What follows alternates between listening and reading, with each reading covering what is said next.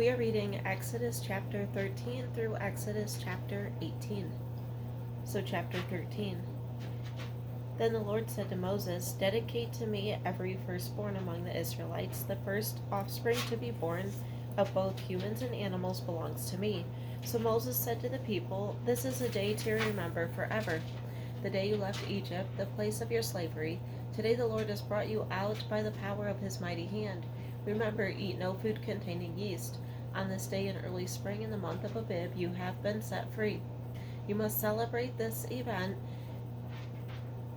in this month each year after the Lord brings you into the land of the Canaanites, Hittites, Amorites, Hivites, and Jebusites. He swore to your ancestors that he would give you this land, a land flowing with milk and honey. For 7 days the bread you eat must be made without yeast. On the seventh day celebrate a feast to the Lord. Eat bread without yeast during those 7 days. In fact, there must be no yeast bread or any yeast at all found within the borders of your land during this time. On the seventh day you must explain to your children, I am celebrating what the Lord did for me when I left Egypt. This annual festival will be a visible sign to you like a mark branded on your hand or your forehead. Let it remind you always to recite this teaching of the Lord. With a strong hand the Lord rescued you from Egypt. So observe the decree of this festival at the appointed time each year. This is what you must do when the Lord fulfills the promise he swore to you and to your ancestors. When he gives you the land where the Canaanites now live, you must present all firstborn sons and firstborn male animals to the Lord, for they belong to him. A firstborn donkey may be brought back by the Lord by presenting a lamb or young goat in its place, but if you do not buy it back, you must break its neck.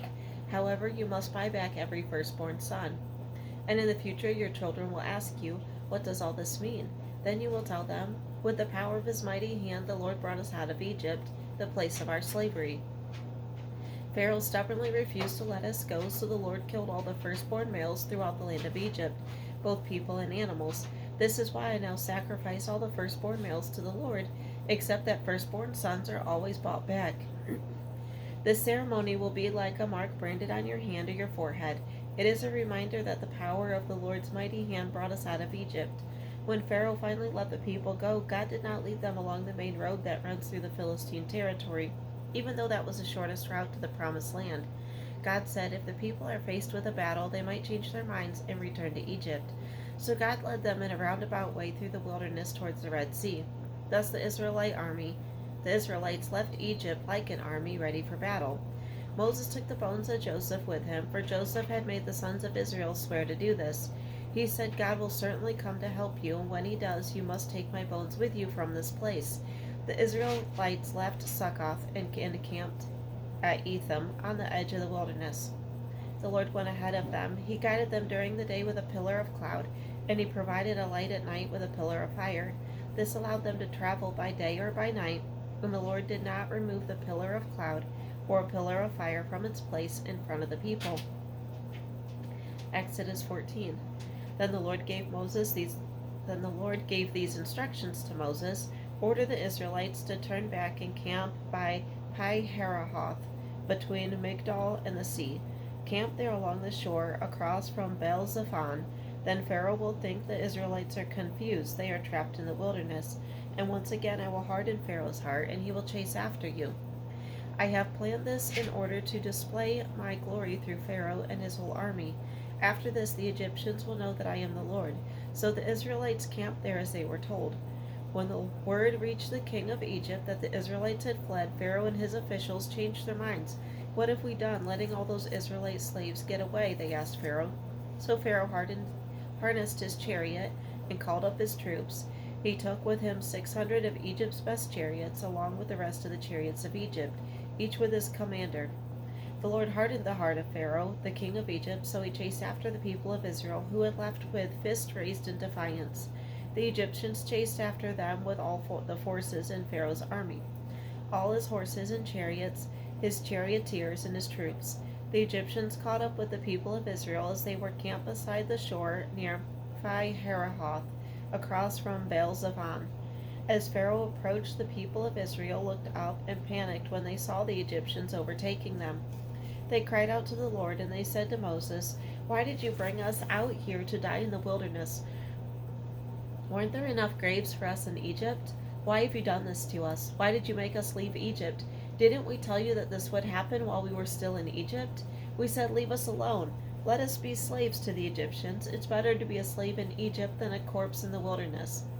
But Moses told the people, don't be afraid. Just stand still and watch the Lord rescue you today. The Egyptians you see today, you will never see again. The Lord himself will fight for you. Just stay calm. Then the Lord said to Moses, why are you crying out to me? Tell the people to get moving. Pick up your staff and raise your hand over the sea. Divide the waters so that the Israelites can walk through the middle of the sea on dry ground. And I will harden the hearts of the Egyptians, and they will charge in after the Israelites. My great glory will be displayed through Pharaoh and his troops, his chariots, and his charioteers. When my glory is displayed through them, all Egypt will see my glory and know that I am the Lord. Then the angel of God who had been leading the people of Israel moved to the rear of the camp. The pillar of cloud also moved from the front and stood behind them. The cloud settled between the Egyptians and the Israelite camps.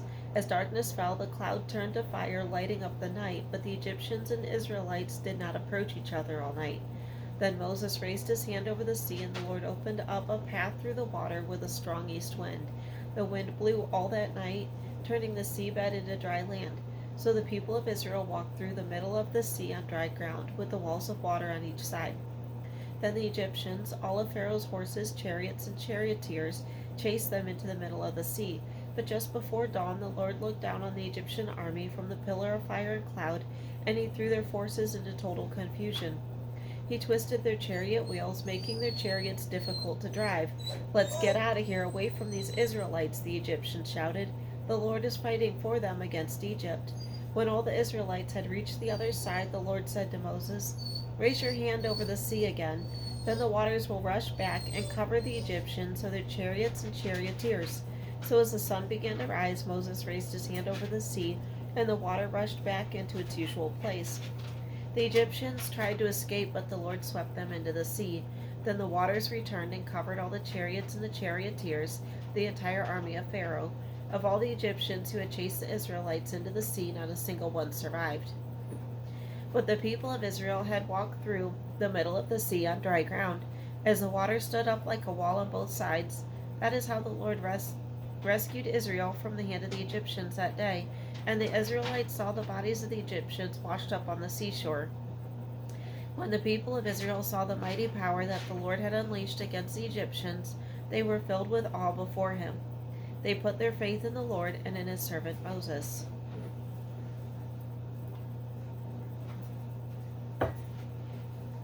Exodus chapter 15. Then Moses and the people of Israel sang this song to the Lord. I will sing to the Lord, for he has triumphed gloriously. He has hurled both horse and rider into the sea. The Lord is my strength and my song. He has given me victory. This is my God, and I will praise him. My father's God, and I will exalt him. The Lord is a warrior. Yahweh is his name. Pharaoh's chariots and army he has hurled into the sea. The finest of Pharaoh's officers are drowned in the Red Sea. The deep waters gushed over them, and they sank to the bottom like a stone. Your right hand, O Lord, is glorious in power. Your right hand, O Lord, smashes the enemy. In the greatness of your majesty, you overthrow those who rise against you. You unleash your blazing fury. It consumes them like straw. At the blast of your breath, the waters pile up. The surging waters stood straight like a wall. In the heart of the sea, the deep waters became hard. The enemy boasted, I will chase them and catch up with them. I will plunder them and consume them. I will flash my sword. My powerful hand will destroy them. But you blew your breath, and the sea covered them. They sank like lead in the mighty waters. Who is like you among the gods, O Lord? Glorious in holiness, awesome in splendor, performing great wonders. You raised your right hand, and the earth swallowed our enemies. With your unfailing love, you lead the people you have redeemed. In your might, you guide them to your sacred home. The peoples hear and tremble. Anguish grips those who live in Philistia. The leaders of Edom are terrified. The nobles of Moab tremble. All who live in Canaan melt away. Terror and dread fall upon them. The power of your arm makes them lifeless as stone until your people pass by. O Lord, until your people you purchase pass by. You will bring them in and plant them on your own mountain.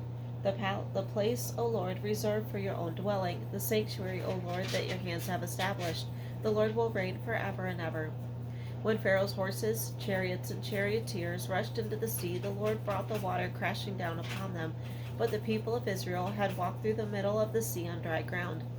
Then Miriam the prophet, Aaron's sister, took a tambourine and led all the women as they played their tambourines and danced. And Miriam sang this song: Sing to the Lord, for he has triumphed gloriously. He has hurled both horse and rider into the sea. Then Moses led the people of Israel away from the Red Sea, and they moved out into the desert of Shur. They traveled this desert for 3 days without finding any water. When they came to the oasis of Marah, the water was too bitter to drink, so they called the place Marah, which means bitter. Then the people complained and turned against Moses. What are we going to drink? They demanded. So Moses cried out to the Lord for help, and the Lord showed him a piece of wood. Moses threw it into the water, and this made the water good to drink. It was there at Marah that the Lord set before them the following decree as a standard to test their faithfulness to him. He said, If you will listen carefully to the voice of the Lord your God and do what is right in his sight, obeying his commands and keeping all his decrees, then I will not make you suffer any of the diseases I sent to the Egyptians, for I am the Lord who heals you. After leaving Marah, the Israelites traveled on to the oasis of Elim, where they found 12 springs and 70 palm trees. They camped there beside the water. Exodus 16. And the whole community of Israel set out from Elim and journeyed into the wilderness of Sin. Between Elim and Mount Sinai, they arrived there on the 15th day of the 2nd month, 1 month after leaving the land of Egypt. There, too, the whole community of Israel complained about Moses and Aaron. If only the Lord had killed us back in Egypt, they moaned. There we sat around pots filled with meat and ate all the bread we wanted. But now you have brought us into the wilderness to starve us all to death. Then the Lord said to Moses, Look, I'm going to rain down food from heaven for you. Each day the people can go out and pick up as much food as they need for that day. I will test them in this to see whether or not they will follow my instructions. On the 6th day they will gather food, and when they prepare it, there'll be twice as much as usual. So Moses and Aaron said to all the people of Israel, By evening you will realize it was the Lord who brought you out of the land of Egypt. In the morning you will see the glory of the Lord, because he has heard your complaints, which are against him, not against us. What have we done that you should complain about us? Then Moses added, The Lord will give you meat to eat in the evening, and bread to satisfy you in the morning, for he has heard all your complaints against him. What have we done? Yes, your complaints are against the Lord, not against us.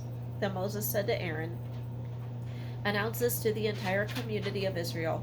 Present yourselves before the Lord, for he has heard your complaining. And as Aaron spoke to the whole community of Israel, they looked out toward the wilderness. There they could see the awesome glory of the Lord in the cloud. Then the Lord said to Moses, I have heard the Israelites' complaints. Now tell them, In the evening you will have meat to eat, and in the morning you will have all the bread you want. Then you will know that I am the Lord your God. That evening vast numbers of quail flew in and covered the camp. And the next morning the area around the camp was wet with dew. When the dew evaporated, a flaky substance as fine as frost blanketed the ground. The Israelites were puzzled when they saw it. What is it? They asked each other. They had no idea what it was. And Moses told them, It is the food that the Lord has given you to eat. These are the Lord's instructions. Each household should gather as much as it needs. Pick up 2 quarts for each person in your tent. So the people of Israel did as they were told. Some gathered a lot, some only a little. But when they measured it out, everyone had just enough. Those who gathered a lot had nothing left over, and those who gathered only a little had enough. Each family had just what it needed. Then Moses told them, Do not keep any of it until morning. But some of them didn't listen and kept some of it until the morning. But by then it was full of maggots and had a terrible smell. Moses was very angry with them. After this the people gathered the food morning by morning, each family according to its need. And as the sun became hot, the flakes that they had not picked up melted and disappeared. On the 6th day they gathered twice as much as usual, 4 quarts for each person instead of 2. Then all the leaders of the community came and asked Moses for an explanation. He told them, This is what the Lord commanded. Tomorrow will be a day of complete rest, a holy Sabbath day set apart for the Lord. So bake or boil as much as you want today and set aside what is left for tomorrow. So they put some aside until morning, just as Moses had commanded, and in the morning the leftover food was wholesome and good, without maggots or odor. Moses said, Eat this food today, for today is the Sabbath day dedicated to the Lord. There will be no food on the ground today. You may gather the food for 6 days, but the seventh day is the Sabbath day. There will be no food on the ground that day. Some of the people went out anyway on the seventh day, but they found no food. The Lord asked Moses, "How long will these people refuse to obey my commands and instructions? They must realize that the Sabbath day is the Lord's gift to you. That is why he gives you a 2-day supply on the sixth day, so there will be enough for 2 days. On the Sabbath day you must each stay in your place. Do not go out to pick up food on the seventh day." So the people did not gather any food on the seventh day. The Israelites called the food manna. It was white like coriander seed and tasted like honey wafers. Then Moses said, "This is what the Lord has commanded. Fill a 2-quart container with manna to preserve it for your descendants. Then later generations will be able to see the food I gave you in the wilderness when I set you free from Egypt." Moses said to Aaron, "Get a jar and fill it with 2 quarts of manna. Then put it in a sacred place before the Lord to preserve it for